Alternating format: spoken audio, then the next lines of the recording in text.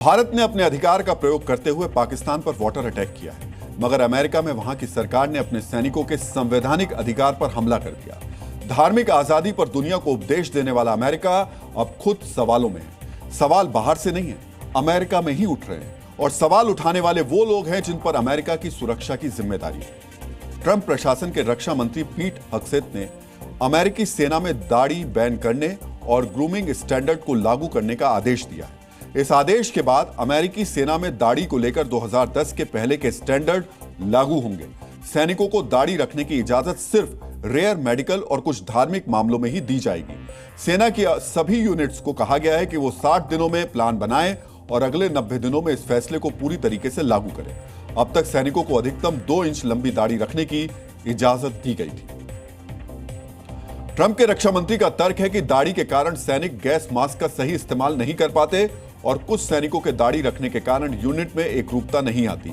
इस आदेश से साफ है कि अब अमेरिकी सैनिकों के जवानों को क्लीन शेव रहना होगा। हम आपको बताना चाहेंगे कि अमेरिकी सेना में 5000 से ज्यादा मुस्लिम सैनिक हैं। सिख और यहूदी सैनिकों की संख्या भी करीब 2000 है। सिख, मुस्लिम और यहूदी सैनिकों के लिए दाढ़ी फैशन का नहीं, धार्मिक पहचान का हिस्सा है। सिख धर्म की पहचान 5 का जो ककार है उसमें से एक केश भी है। सिख पुरुषों और महिलाओं दोनों के लिए बाल कटवाना वर्जित है, क्योंकि यह आत्मा की आध्यात्मिक प्रगति में बाधा डालता है। इस्लाम में भी दाढ़ी को सुन्नत का हिस्सा माना जाता है। दाढ़ी को अल्लाह के प्रति समर्पण माना जाता है। हदीस में दाढ़ी बढ़ाने और मुंह छोटी रखने का आदेश है।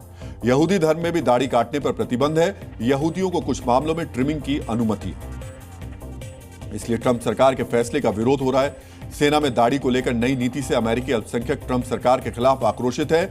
अमेरिका के सिख संगठनों ने फैसले पर विरोध जताया। Council on American Islamic relations ने रक्षा मंत्री को चिट्ठी लिखी है। उनसे पूछा है कि सेना में तैनात मुस्लिम, सिख और यहूदी सैनिकों की धार्मिक स्वतंत्रता कैसे सुरक्षित रहेगी। अल्पसंख्यक संगठन ट्रंप सरकार को अमेरिकी संविधान के पहले संशोधन की याद दिला रहे हैं। मित्रों, अमेरिकी संविधान में पहला संशोधन 15 दिसंबर 1791 में हुआ था। इसे बिल ऑफ राइट्स के हिस्से के रूप में अमेरिकी संविधान में शामिल किया गया था।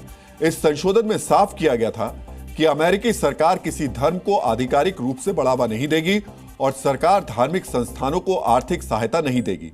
साथ ही यह संशोधन अमेरिकी नागरिकों को अपने धर्म का पालन करने और धार्मिक मान्यताओं का स्वतंत्र रूप से अभ्यास करने का अधिकार देता है। इसी संशोधन के आधार पर 2017 में अमेरिकी सेना ने धार्मिक आधार पर सिख सैनिकों को दाढ़ी और पगड़ी रखने की अनुमति दी थी।